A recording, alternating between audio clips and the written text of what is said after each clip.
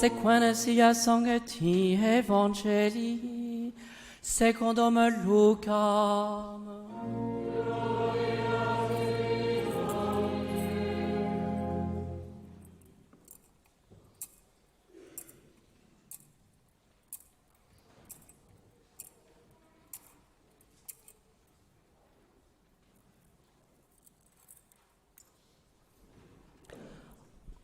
En ce temps-là parut un édit de César Auguste ordonnant de recenser toute la terre. Ce premier recensement eut lieu sous Quirinius, gouverneur de Syrie. Et tous allaient se faire recenser, chacun dans sa ville.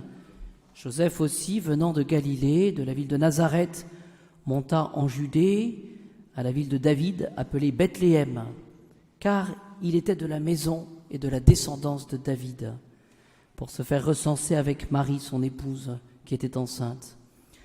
Or il advint, pendant qu'ils étaient là, que s'accomplit le temps où elle devait enfanter. Et elle enfanta son fils premier-né. Elle l'emmaillota et le coucha dans une crèche, car il n'y avait pas de place pour eux à l'hôtellerie. Il y avait dans ces parages des bergers qui campaient et veillaient la nuit pour garder leurs troupeaux. Voici qu'un ange du Seigneur leur apparut, et la gloire du Seigneur resplendit autour d'eux, et ils furent saisis d'une grande crainte. Mais l'ange leur dit : « Ne craignez pas, car voici que je vous annonce une grande joie, qui sera pour tout le peuple. Il vous est né aujourd'hui un Sauveur, qui est le Messie Seigneur, dans la ville de David. Et voici le signe qui vous est donné, vous trouverez un nouveau-né, emmailloté et couché dans une crèche. » Et soudain, il y eut avec l'ange toute une multitude de l'armée céleste qui louait Dieu en disant : « Gloire à Dieu au plus haut des cieux et paix sur la terre aux hommes qu'il aime. »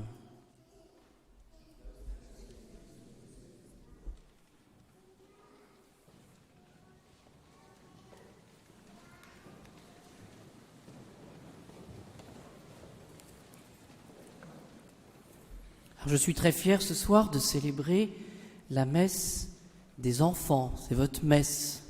Alors je ne dis pas que c'est permis de crier pendant cette messe, mais voilà, que vous soyez bien attentifs les enfants. Et pour les plus grands, parce que finalement ce sont les enfants qui iront au ciel avant nous, eh bien que nous puissions entrer un peu plus dans le mystère de Noël. Il faut se représenter l'enfant Jésus dans la crèche. J'en profite pour remercier ces dames qui cette année ont refait tous les personnages. Il paraît que l'enfant Jésus, les enfants, à force d'être rangés dans le placard de la sacristie, n'avaient plus de doigts. Eh bien, vous regarderez tout à l'heure, il a retrouvé tous ses doigts et ses pieds. Voilà. Il paraît que l'âne, il lui manquait une oreille. Maintenant, il a une oreille. Voilà, petit à petit. Alors, vous imaginez bien que j'ai donné des consignes strictes pour que le petit Jésus garde tous ses doigts le plus longtemps possible. Vous penserez aussi aux anges. Souvent on oublie de penser aux anges. Les anges, ce sont eux qui ont annoncé à l'enfant, à toute la terre, à toute la contrée, aux bergers en particulier, la naissance de Jésus.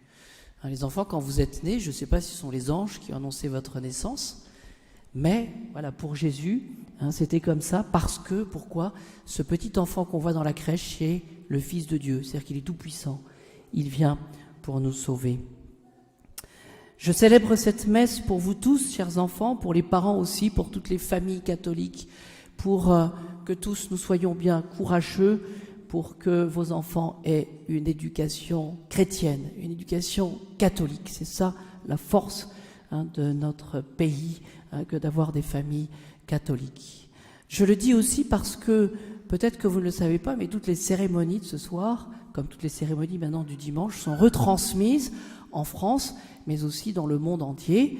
Donc je suis un petit peu fier de cela, je remercie pour la technique.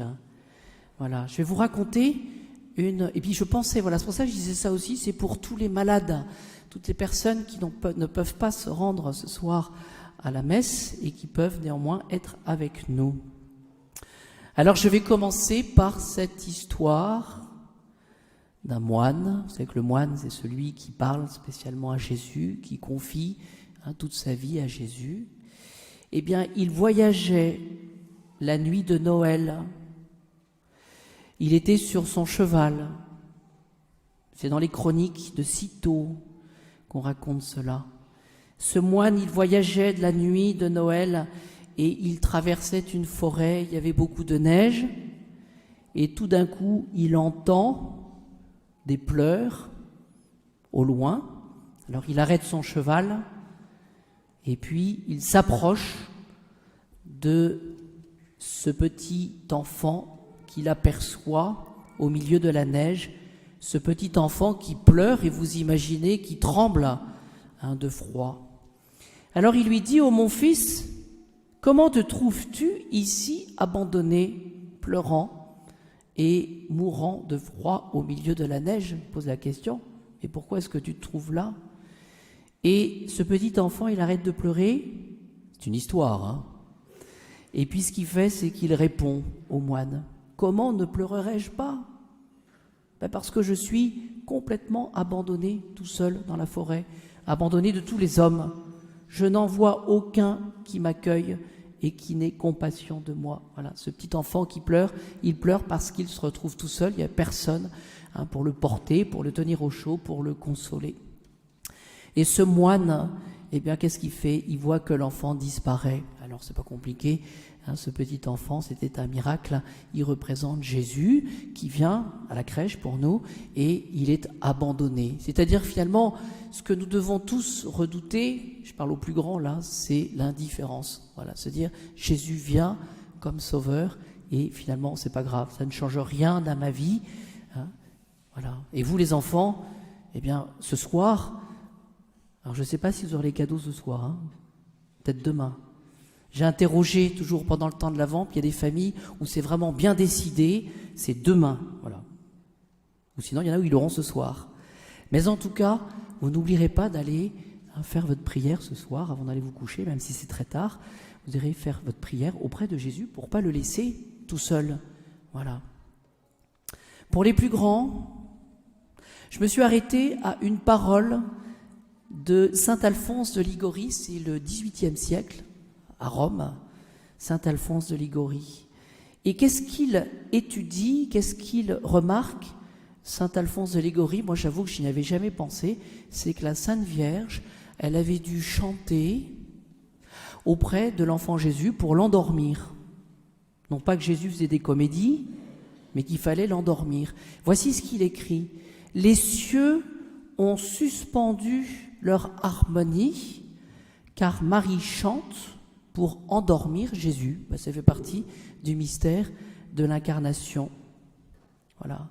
Et saint Alphonse de Liguori, en se représentant ce tableau finalement de Marie qui chante, une berceuse pour Jésus, qui finalement, saint Alphonse se pose la question: « Ô mon Jésus, pourquoi ai-je tant tardé à vous aimer ?» Voilà, il n'est jamais trop tard pour chanter pour l'enfant Jésus. Ma conclusion, ça c'est pour tout le monde. Pourquoi Jésus est-il venu en ce monde ? Pourquoi ? La première réponse, c'est pour notre salut. Voilà, c'est pour que nous puissions aller au ciel.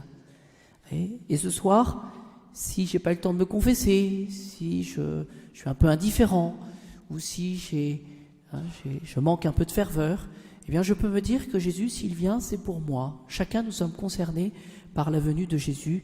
Il vient pour me sauver et il me prendra là où je suis. À condition, c'est la deuxième chose que je voulais vous dire, que le Seigneur ne viendra pas violenter, ne viendra pas forcer notre âme. C'est-à-dire qu'il s'agit de liberté. Voilà. Et c'est pour ça que je vous cite ce deuxième argument, c'est que la première des libertés qui a été consultée, c'est la liberté de Jésus. Jésus est venu volontairement en ce monde, il a souffert volontairement en ce monde pour notre salut. Chose aussi importante, et c'est le dernier argument, c'est que si Jésus vient en ce monde, c'est pour nous libérer du malin, c'est-à-dire du diable et de ses œuvres. Et il me semble que nous pouvons prier plus spécialement l'enfant Jésus pour qu'il nous délivre de cette emprise du démon sur le monde et que nous voyons. Pour ôter le péché. Ça, nous l'avons compris. Et enfin, pour nous donner sa propre vie, c'est-à-dire Jésus veut venir habiter dans notre cœur, dans notre âme. Voilà. Et pour nous donner sa propre vie. Que la crèche ce soir nous aide à sortir de notre égoïsme, à sortir de nous-mêmes pour vivre avec Jésus. Voilà.